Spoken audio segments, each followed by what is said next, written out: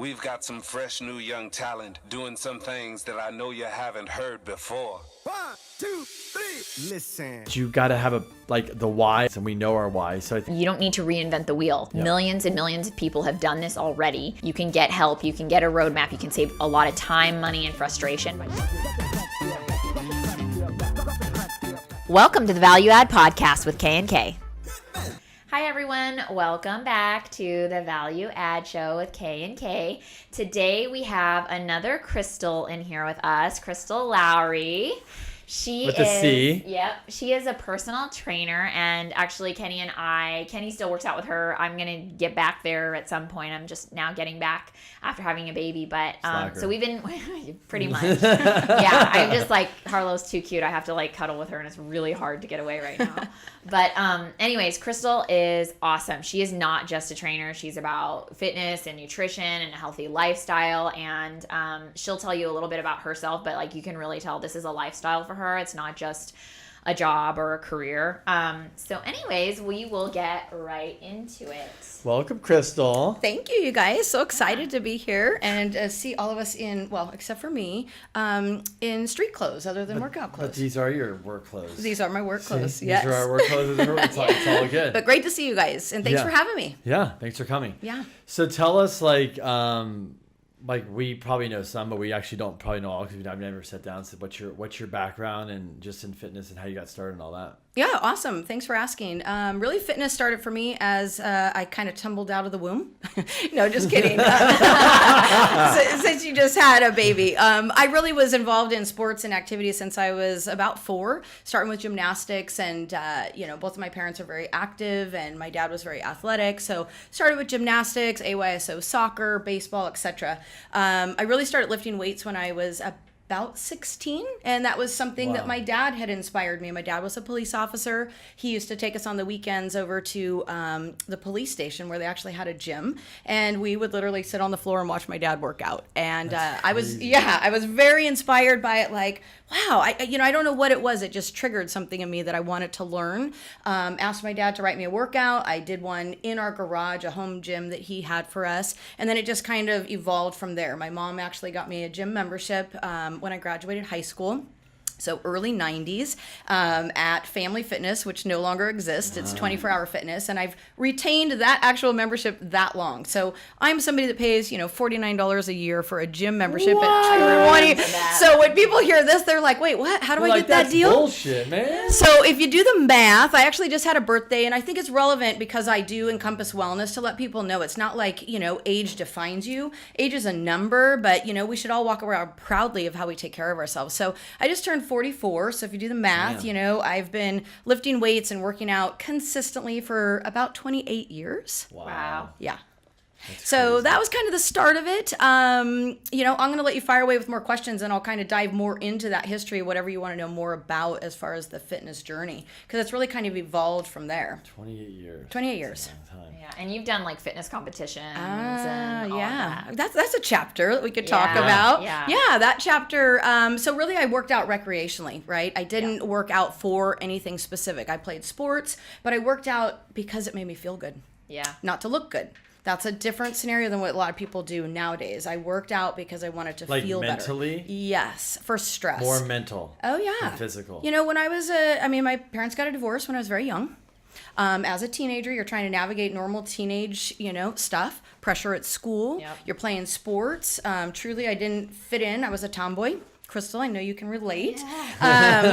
I totally did not fit in. So it was kind of like, what could I find that would alleviate some of that stress from peer pressure? And yet I was involved in sports, but yet, guys don't really like tomboys, but I wasn't really interested in guys at that point. So it didn't really matter. I dove into my sports, and that really kept me occupied. And I felt better. The stress of life as a teenager, if you look back, I don't think anybody would want to repeat their teenage years. No. So working out became a stress reliever. And then when I started college, it was the same thing. I was paying my way through college. I was working out to alleviate stress and just to feel better. I was inspired about fitness competitions when I was about 19. I did not compete in my first competition until I was 31. Oh, wow. So what happened, right? 12 years? Yeah. What happened? Well, what happened is you dive into the working world. You work out for recreation and stress relief, and you do the do, right, Crystal? You do the do. You go out and you do what has to be done. It's not about, hey, I want to go compete in a competition. I didn't know enough information. I didn't have the resources at the time. And quite honestly, it wasn't priority. But I knew in my heart I wanted to compete. So fast forward, after corporate job and working, trying to go into the real world to do what everybody else did, I kind of was fidgety and feeling like this doesn't fit. Something's wrong. Like I'm working 60 plus hours a week and I'm not taking care of myself. That was the only time in my life that I worked out maybe 2 days a week. Wow. My average is 5 to 6. If not, it could be 7 days in a row. It just could be just active lifestyle. And I had to reassess and reevaluate some things. So I actually quit my corporate job in 2005. Wow. Totally jumped ship from my corporate job. Gave my notice, left, walked away from a full paycheck, bonuses, and I had worked at Home Depot. So yes, I rocked the orange apron. It was kind of cool. Nope, we know that. And walking away from that, catapulted something in me that says I better do something with this. Now I was already training some people on the side, technically moonlighting, right? You're working your corporate job, you're training people on the side, and before you know it, you're working 15 plus hours a day, and it's like, well, where is their time to sleep? And when I made that decision, I thought, well, I'm diving into fitness. I might as well go to the next level. I worked for a small studio, and the husband and wife owner, they had done a couple of competitions. They saw that fire in my eyes that I wanted to do it, and they knew that they just had to lay the tracks for me and show me what to do. Yeah. And from that point, I did my first competition in 2006. I went on the amateur circuit. I went pro in 2008, so 2 years later. And I have competed in over 17 shows. Wow. Wow. Damn. Yeah. That's a lot of shows. I didn't know had that. no idea you did I didn't know that. 17. Yeah. That's wow, cool. That's crazy. 17 shows. Jeez, Yeah. And it's like a whole nother And how, level what of commitment. time period, 17 shows? What? In about 9 years. Wow. So that's like it's about 2. My average was 2 a year.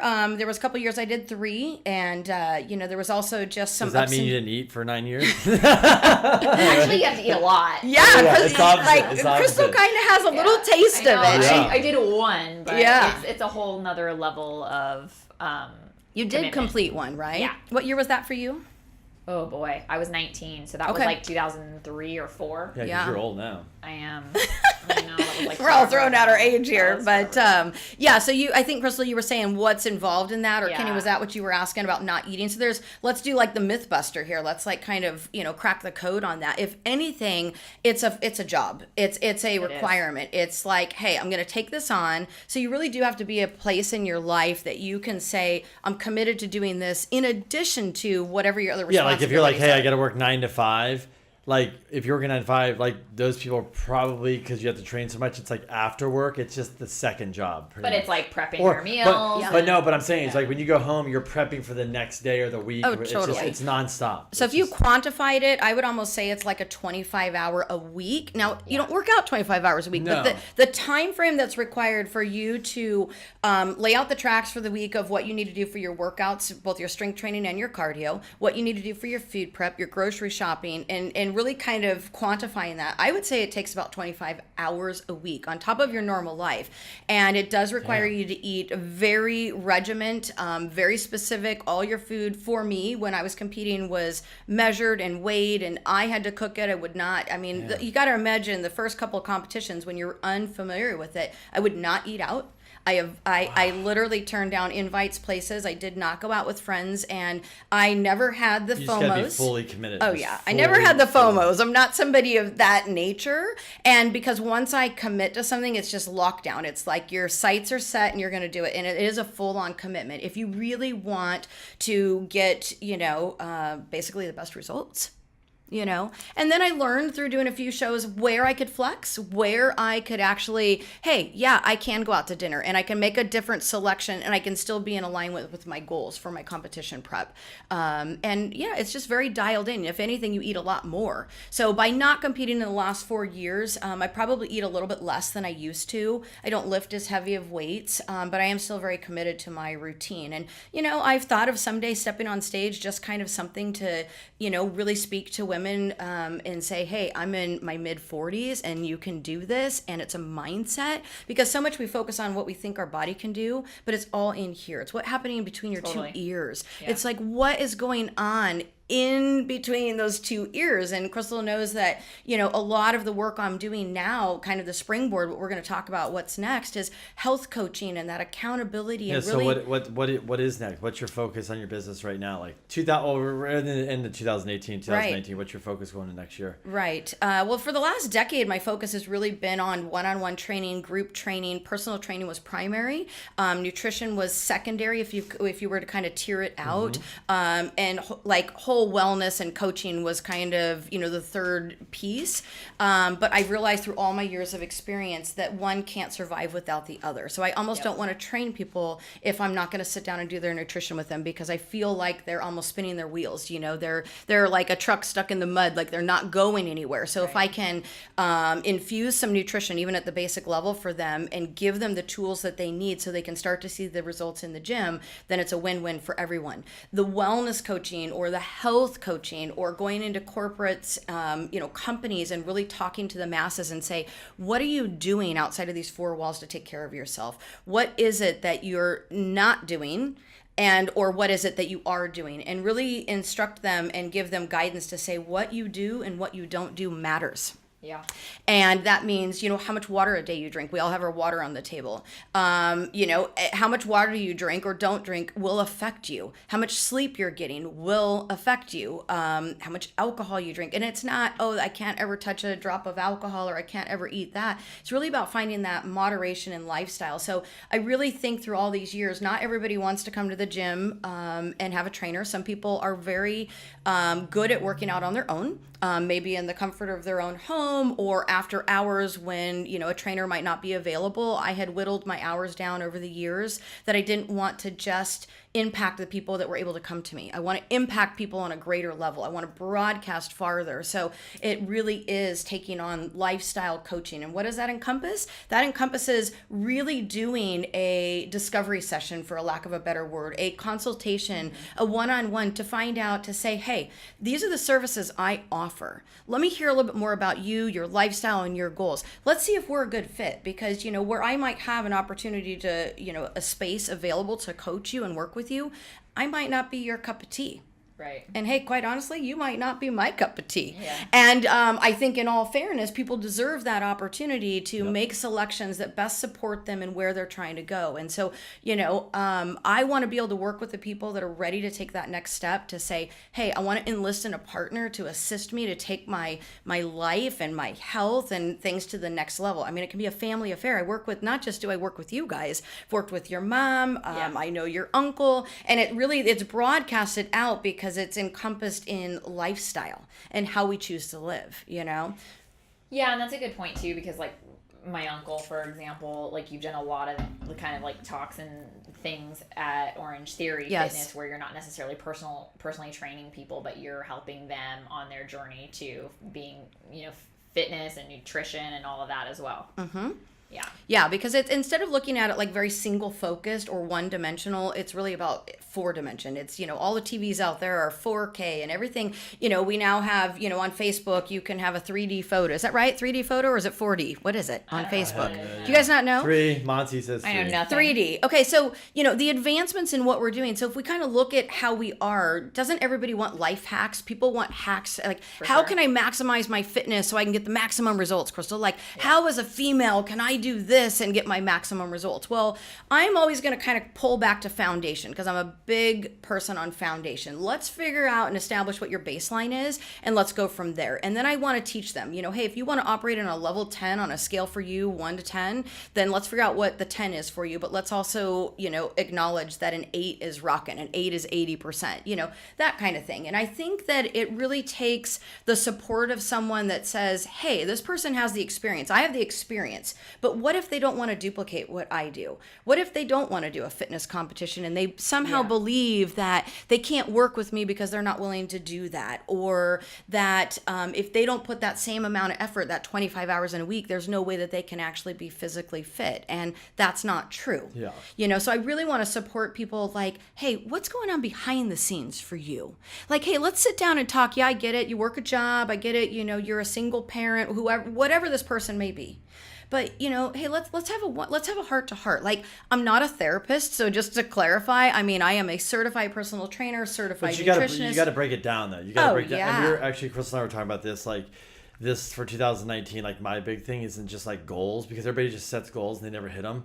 My thing is more like what we said is your habits. Habits are So what huge. you're looking at is it's everybody's like, how do you get up early? This, and I'm like, it starts with a habit at night, a habit in the morning, and that equals I can get my ass up early and go to the gym. Yeah. Because you and I know, because we both get up early and work out, like if you don't go to bed early and waking up early, it's a nightmare. And so if you're just trying to get started, it's impossible, because for me and you to get up early, it's like it's routine, it's easy. But for somebody, it's like, so I got to get up at 4:30 or 5, and I've been getting up at 7 for the last 5 years. That's really, really hard. Oh yeah. Because they're gonna go for a little bit, and then something's gonna knock them off, and then they're gonna get that back to the habit. So let me ask you this, and then we'll do some like kind of rapid fire questions, like I think that a lot of people have.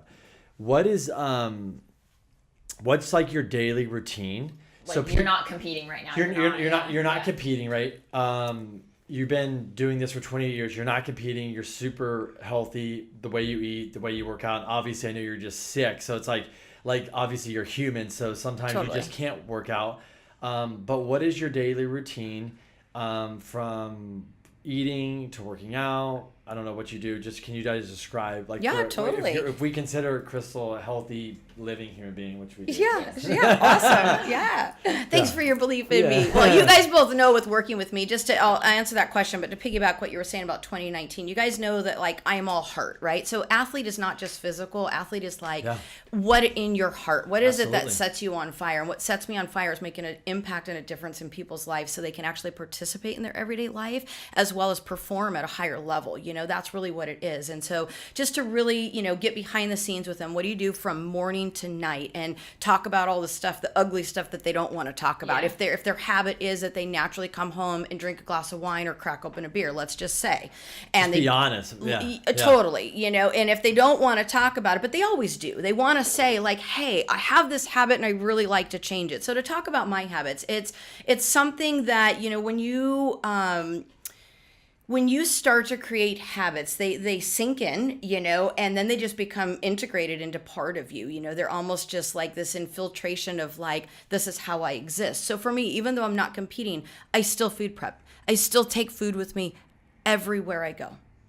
Life happens, holidays happen, sickness happens. Now. Yeah, exactly. I do. Told you. Yeah, so I get up anywhere between 4:30 in the morning, and the day starts like the feet hit the ground, and I do some stretches, get up, brush my teeth, I shower for the day. I always listen to some kind of shower before, huh? Yeah. Oh, wow. I always listen to some kind of podcast or a sermon in the morning. I will read a Bible verse. Like, there's a process, I like to sit down and journal. It might only be 5 minutes. Now, I would love to have more time in the morning to spend that time, because a lot of my creative juices flow early in the morning when it's just quiet outside. But I don't always have a big time block. That time block is maybe about 20 minutes. If I refuse to get up at like 3 a.m. So, 4:30 is good. But everything is kind of, the tone has been set. The clothes are laid out the night before. I mean, it's almost like infantile. You guys have a child at home and you understand it's like setting the clothes out the night before, having the food ready in the refrigerator, grabbing it and putting it in the cooler that I'm going to take with me for the day.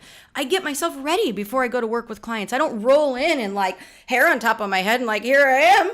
Now, if my clients roll in that way, that's cool. That might be how their morning routine starts. That they come to the gym first, then they go home, then they shower and they get ready. But I'm going to get myself up and get myself ready for the day. So I am totally alert, totally focused, totally there to take care of you.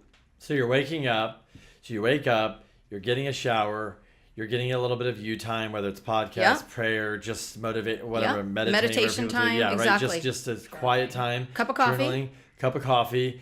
You've already prepped your food, so you're not running around. No. So when you walk out the door, you feel like I'm like basically about as ready as I can for the day. Let's go. Totally. And you're not feeling like you're running around, scramble late, like all stressed out of your mind. No, bed is made, everything. Like when you leave the house, when you come home, I want when I come home to walk in as if like a housekeeper was just there, and like, or when you stay in a hotel, your bed is turned down. Like everything is done before I walk out the door, and my day is set. I take workout. How long have you been doing this for? Oh gosh, is that a trick question? As long as I can remember. So at least 10 years. Yeah, from when I left Home Depot in 2005, this regimen of getting up at this time and doing this has been set for that long. We're in 2018, so yeah, it's about 13 years. Yeah, I'd say. for that particular schedule, exactly like that. Prior to that, there was some adjusting of when I could go work out because I wasn't training clients at that time. It was more important to get my workout in after my 60 hours a week at work, which meant there was times I went to the gym at 4 a.m. There was times I went to the gym at 6 p.m. and there was times I went to the gym at lunchtime. Just so committed. Yeah. I just kept trying to find what worked for me. Okay. So yeah, the routine is set that throughout the day, Kenny, I don't ever feel stressed about I don't have something with me. Or, let's just say someone comes up with an excuse that like, oh, I forgot my workout clothes or I forgot my left shoe. I'm like, well, how did you forget your left shoe? Didn't you have it in the gym bag and set and by the door and in your car? So you hear this. Oh. Oh my gosh. I think, oh my gosh. it comes back to the habits though, because I that's think, pretty like, funny. Humans I'm like spitting out my water all over myself laughing. It's but great. humans in general are like, we make excuses to do things that we my don't want to shoe. do. We do. We make excuses. Or the somebody that grabs two right shoes, Right. So there, and I honestly feel like I'm lenient with people, but I always come back to the habits and say, if you want to make those changes, you have to understand you and only you have to be ultimately responsible for these things. I can't go into your home and do them for you. I can't go prep your food. I mean, you can have food prep companies, but yet ultimately you still have to eat it. Right. So there's certain things that I think if So you are give. you prepping daily or? I usually prep twice a week. Okay, so when is that? Wednesdays and Sundays.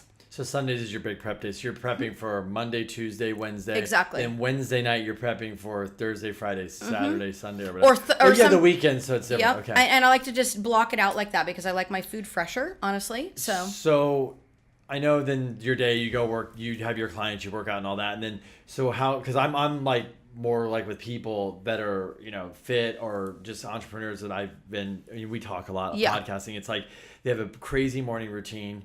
And then they have the night routine because obviously to get up at 4 o'clock or 4:30, like you go home, you get to bed at a good time because rest and sleep is huge for you. So like, what's the nighttime look like? Oh, yeah. What time you usually get home and how does that all look? I finish with clients most days by 11 a.m. Sometimes I can go a little later to like 11:30 or 12, and then that time clicks over for me to actually sit down and eat a fork and knife meal because the morning meals are a shake on the go, a protein pancake. It's it's things on the go. Protein pancake, yeah. I made them once. Yeah, they're pretty good. I have a recipe. Yeah. I love them. I love them. And they're awesome because you just on the go, in the car, whatever, and that's easy. But an actual fork and knife meal, I sit down when I'm done with my clients. I'll eat. I'll let that food settle. That's time for me to run a few errands. That's time for me to navigate. Yes, I drive to another gym. I work in a gym and I drive to another gym because it's a downtime for me. It's time for me to get away from my work environment. Go in. I do my own workout and my lifting, and I time block out. So I give myself about 2 hours. That gives me time to change and to do my workout.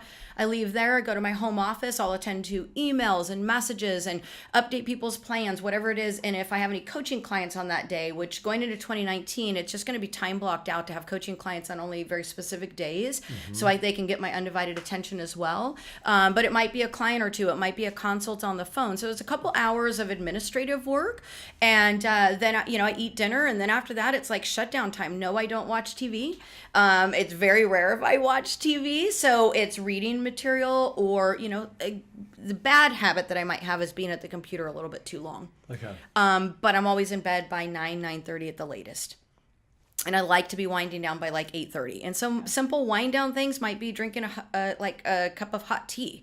There's things that you signal to your body and say, hey, it's time to slow down and go to bed. Sometimes even taking a hot shower at night or a hot bath signals to the body. There's there's so much that's going on with the body that's so much more than meets the eye. If people understand that if they're running themselves ragged, their body follows suit. Their cortisol increases. They can't lose the weight. They wonder why they have the belly fat. They're constantly, they're chasing themselves. They're running in a circle. But if they were a little bit more organized, a little bit more structured. So for example, someone that I'm going to interview to do health coaching with me, because we'll call it that, I'm going to ask them all these questions on paper. All of their questions of what they're doing day to day. And when we actually are face to face or on the phone, I comb through it. Yeah. And I ask them, how committed are you to making some adjustments? And are you open to some suggestions that I might have that could help you improve in that area?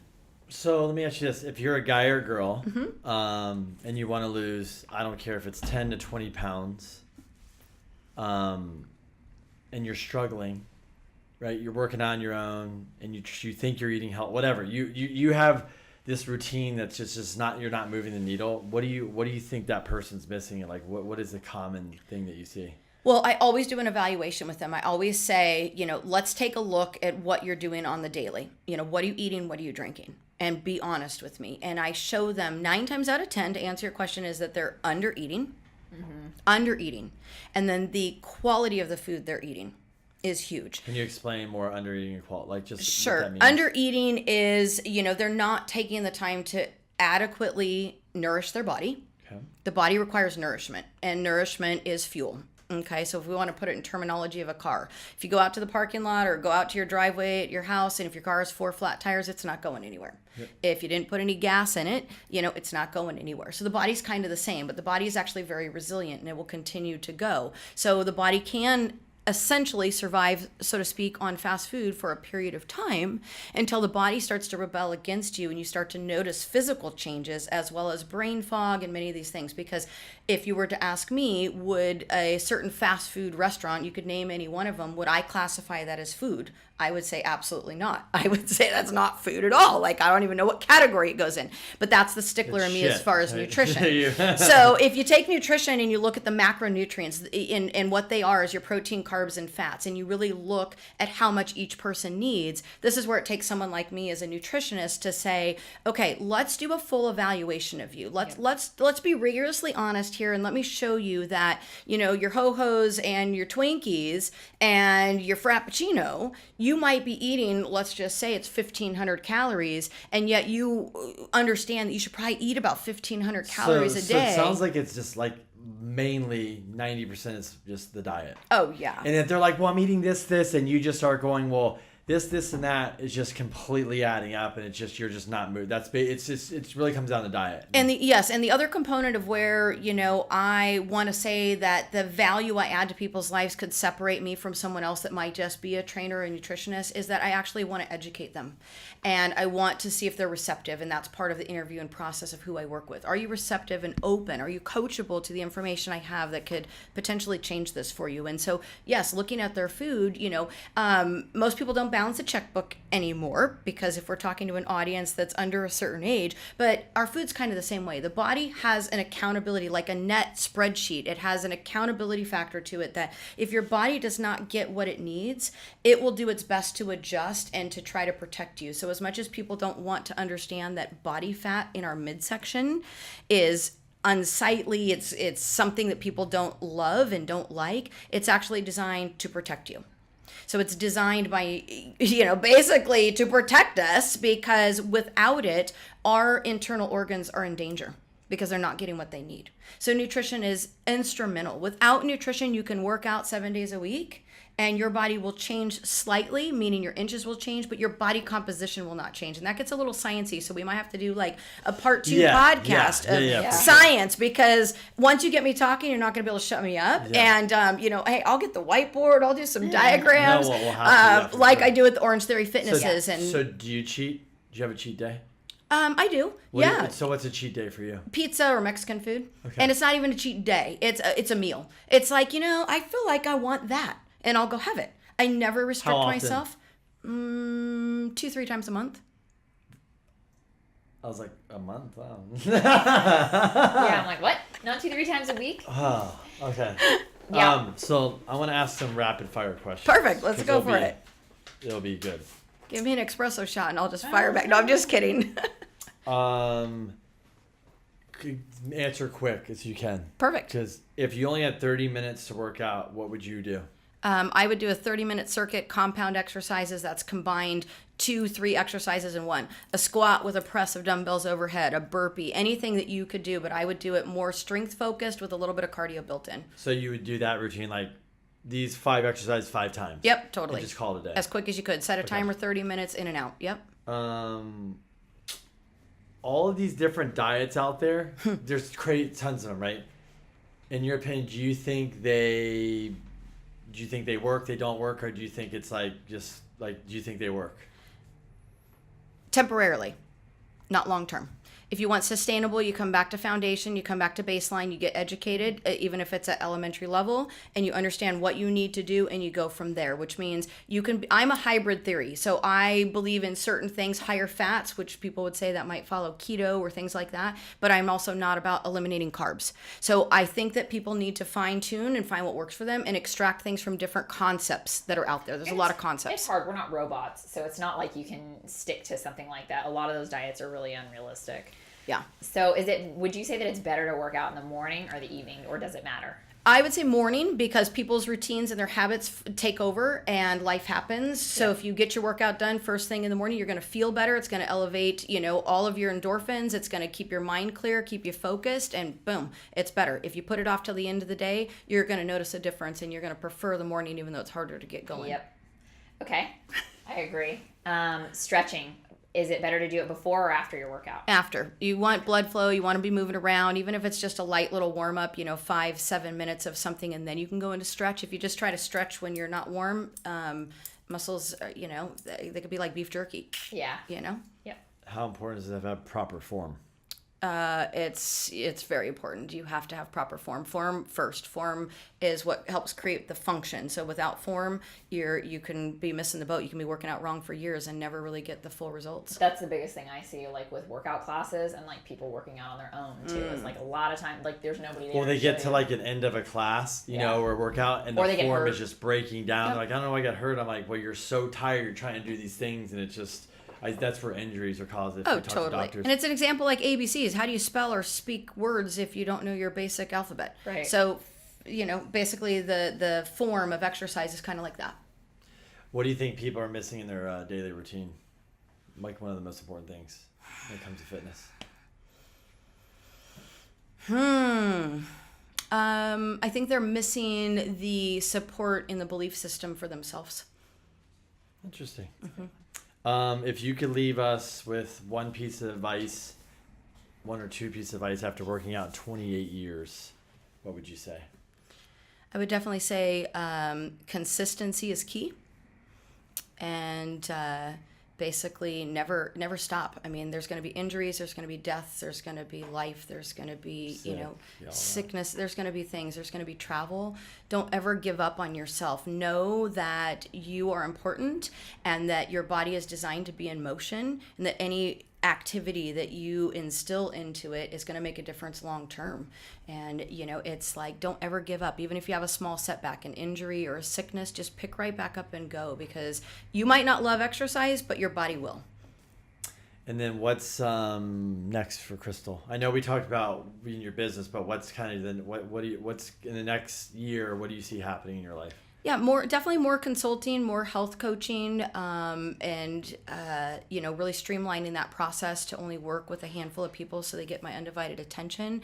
And that's why I'm like kind of hanging up the trainer hat. I'm only going to work with a few exclusive clients that will be time blocked out into certain days. But it's just time to take it to that next level. I think that the hands-on in the gym and working with clients was instrumental to allow me to be able to even coach somebody not being in front of them. Right. Okay.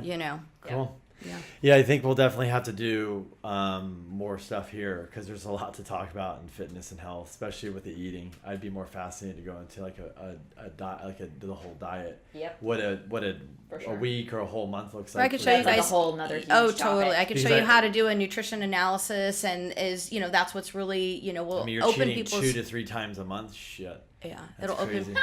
Just saying, I'm just saying it is, because it's hard not to. I mean, it's hard, but it's... Well, so we'll cut that and say part 2 when we talk about nutrition. But when people understand, when they get their nutrition properly aligned for them, the way that the nutrition, the quality of the food and the bioavailability of the food makes a difference, which means your cravings get squashed when your body gets what it needs. And I'll leave it at that, because I think that's really important, that will lead into us to have a nutrition conversation and what comes after that. Because when you don't crave things, then I'm not feeling like, oh, I have to have that. And many times people feel that they blow their whole day on a cheap meal because it snowballs into cravings. Yes. And I could show you guys how to change your cravings. You change your habit, you change your cravings. We'll leave it at that. Yeah. Woo! That's Yes. awesome. So if people want to find you, Yes. Where can they do that? Yeah, go to my website, crystallowry.com, and it's CrystalLowery. I'm also on Facebook, so you can friend me on Facebook, and feel free to just shoot me a message to say, hey, I sent you a friend request, and then we can connect there. So website and phone number. Phone number is attached to the business, 619-922-1990. And I would love to talk to anyone. I do free consultations, free evaluations, and then we can kind of look together what's the next step for each person. Cool. Awesome. Yeah. Thanks so coming much, in. you guys. Okay. Yeah. Happy Friday. Yeah. Yeah.